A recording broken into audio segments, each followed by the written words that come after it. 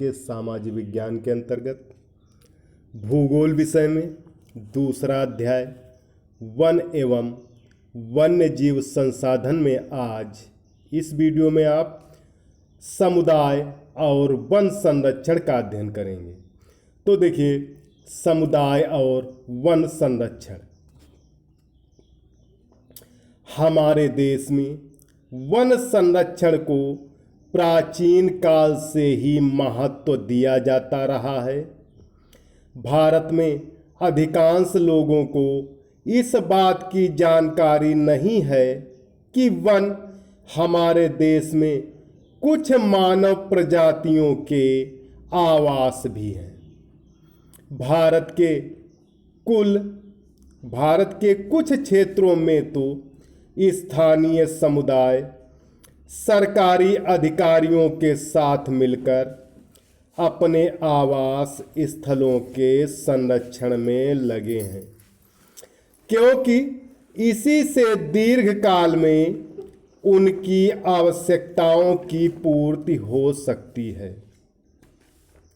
सरिस्का बाघ रिजर्व में राजस्थान के ग्रामीण क्षेत्र के लोग वन्य जीव संरक्षण अधिनियम के अनुसार वहां से खनन कार्य बंद कराने के लिए संघर्षरत हैं।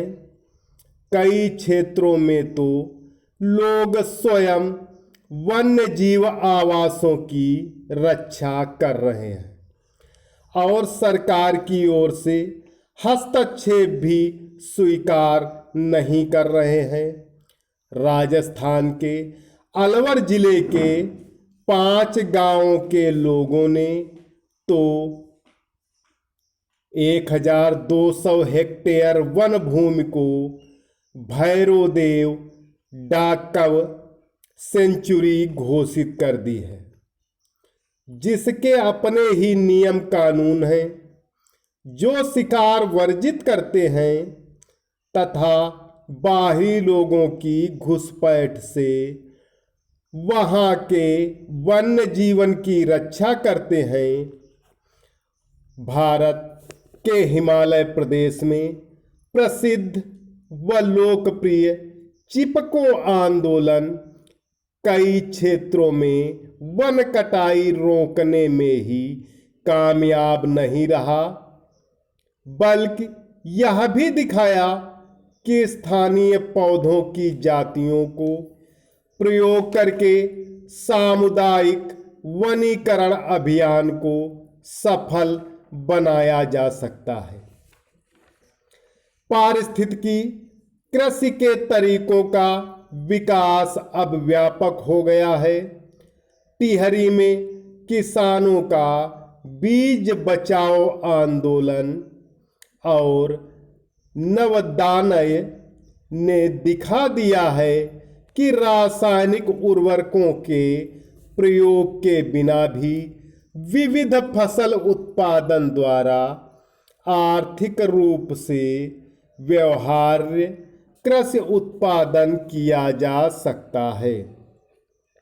भारत में संयुक्त वन प्रबंधन कार्यक्रम क्षरित वनों के प्रबंध और पुनर्निर्माण में स्थानीय समुदायों की भूमिका के महत्व को उजागर करते हैं।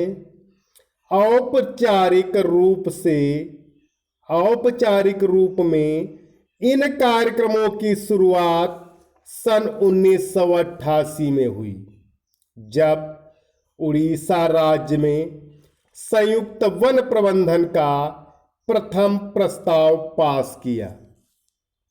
वन विभाग के अंतर्गत संयुक्त वन प्रबंधन क्षरित वनों की सुरक्षा के लिए कार्य करता है और इनमें गांव के स्तर पर संस्थाएं बनाई जाती हैं, जिसमें ग्रामीण और वन विभाग के अधिकारी मिलकर कार्य करते हैं।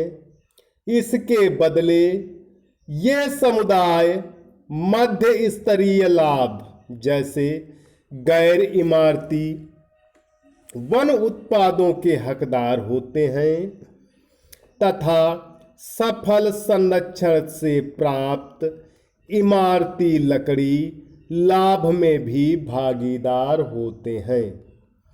भारत में पर्यावरण के विनाश और पुनर्निर्माण की क्रियाशीलताओं से सीख मिलती है कि स्थानीय समुदायों को हर जगह प्राकृतिक संसाधन प्रबंधन में सम्मिलित करना चाहिए, लेकिन स्थानीय समुदायों को निर्णय लेने की प्रक्रिया में मुख्य भूमिका में आने में अभी देर है।